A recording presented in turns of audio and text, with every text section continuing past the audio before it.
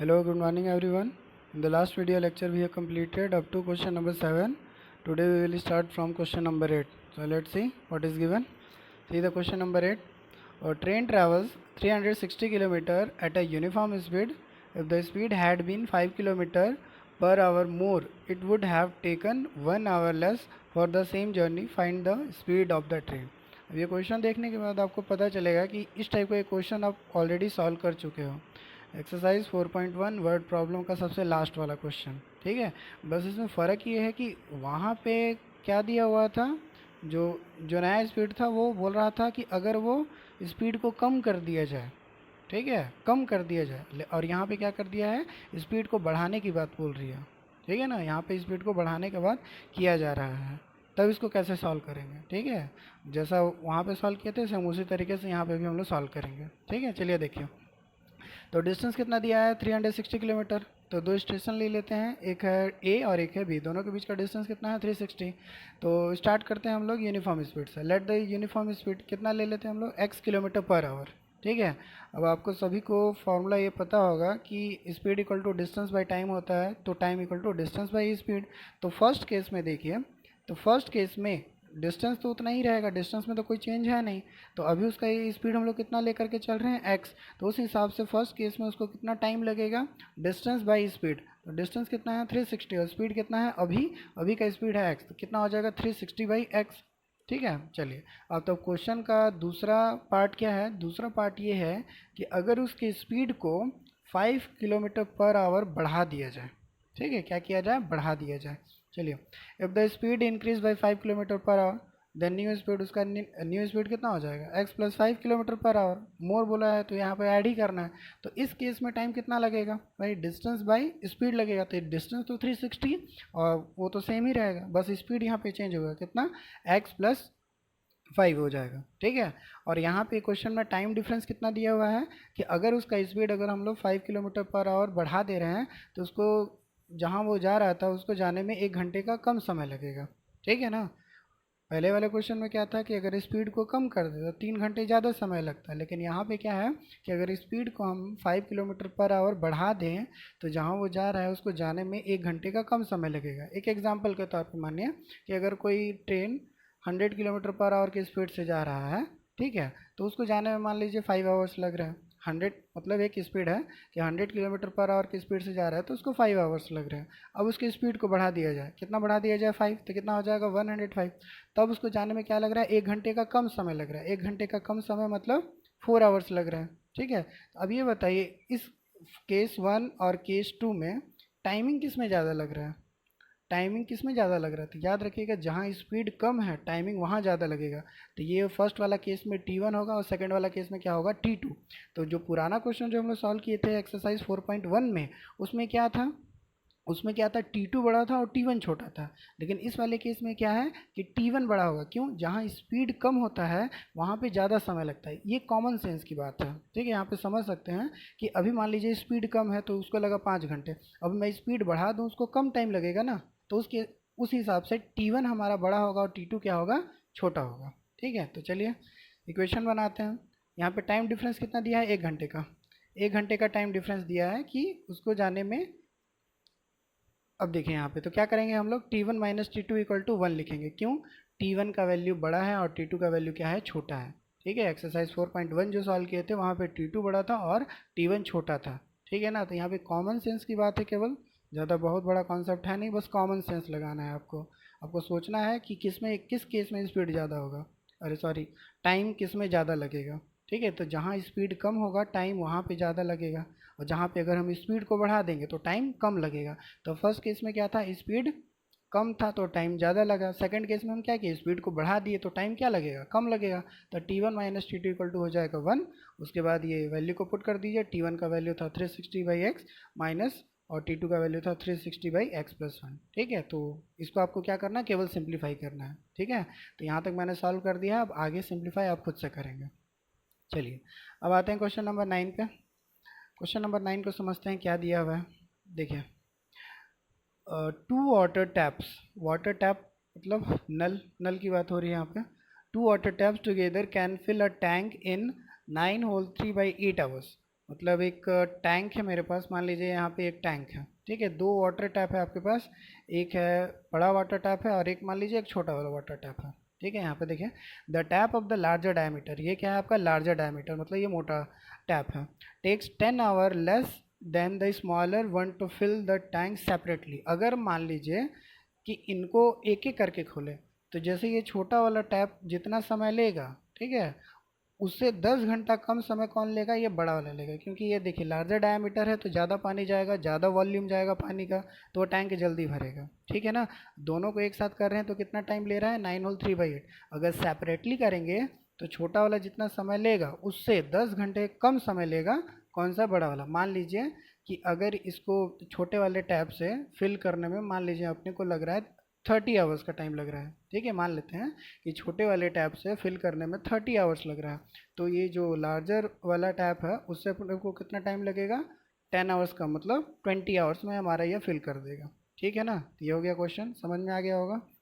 आगे देखिए, find the time in which each tap can separately fill the tank, ठीक है। अब ये क्वेश्चन में ये दिया था कि दोनों जब एक साथ चालू होंगे तो इतना समय लगेगा, लेकिन अगर हम दोनों को अलग अलग करेंगे तब कैसे होगा, ठीक है। तो ये क्वेश्चन है आपका टाइम एंड वर्क का क्वेश्चन है, ठीक है, ये टाइम एंड वर्क का क्वेश्चन है। अब टाइम एंड वर्क के क्वेश्चन को कैसे सॉल्व किया जाता है देखिए। तो सबसे पहले तो हम लोग शुरुआत करते हैं यहाँ से, जो चीज़ दिया हुआ है, the tap of the larger diameter takes 10 hours less than the smaller one to fill the tank separately. तो स्टार्ट कहाँ से करेंगे हम लोग, स्मॉलर टैप से करेंगे। मान लेते हैं कि time taken bye smaller tap कितना होगा, x आवर्स, तो उस हिसाब से लार्जर टैप कितना टाइम लेगा, 10 आवर्स लेस, मतलब x - 10 आवर्स, ठीक है। उसके बाद देखिए क्वेश्चन में क्या गिवन था, time taken by both taps to fill the tank, दोनों टैप को एक साथ खोलेंगे तो कितना टाइम लगेगा, 75/8 आवर्स, ठीक है। ये हो गया हमारा कि स्मॉलर टैप इतना लेगा, लार्जर वाला इतना लेगा, और दोनों को करेंगे तो इतना लेगा।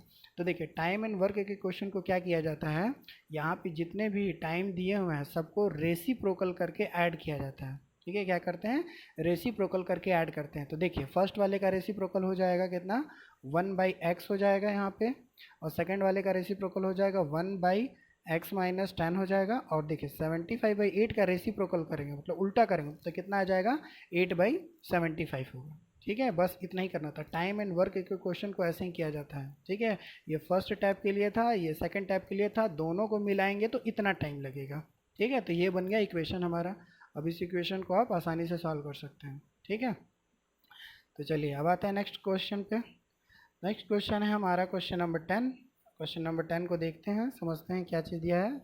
फिर से एक ट्रेन वाला क्वेश्चन है, लेकिन ये बाकी के जो दो क्वेश्चन थे उससे थोड़ा सा डिफरेंस है, बस थोड़ा सा डिफरेंस है इस क्वेश्चन में। अब देखिए क्या है, एन एक्सप्रेस ट्रेन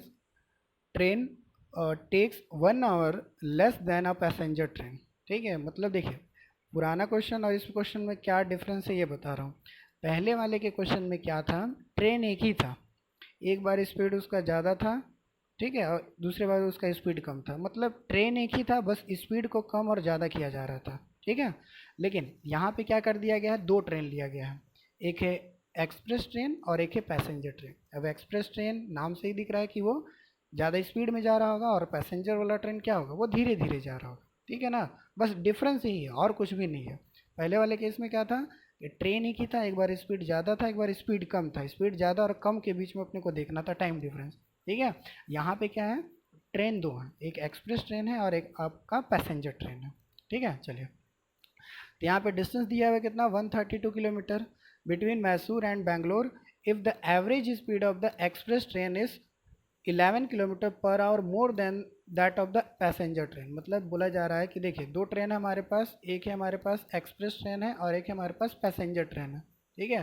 तो इसमें ये बोला जा रहा है कि जो एक्सप्रेस ट्रेन है वो पैसेंजर ट्रेन से कितना स्पीड में जा रहा है, उससे 11 किलोमीटर पर आवर की स्पीड से ज़्यादा जा रहा है। मान लीजिए कि ये 100 की स्पीड में जा रहा होगा कौन सा, पैसेंजर वाला, तो एक्सप्रेस वाला कितना जाएगा,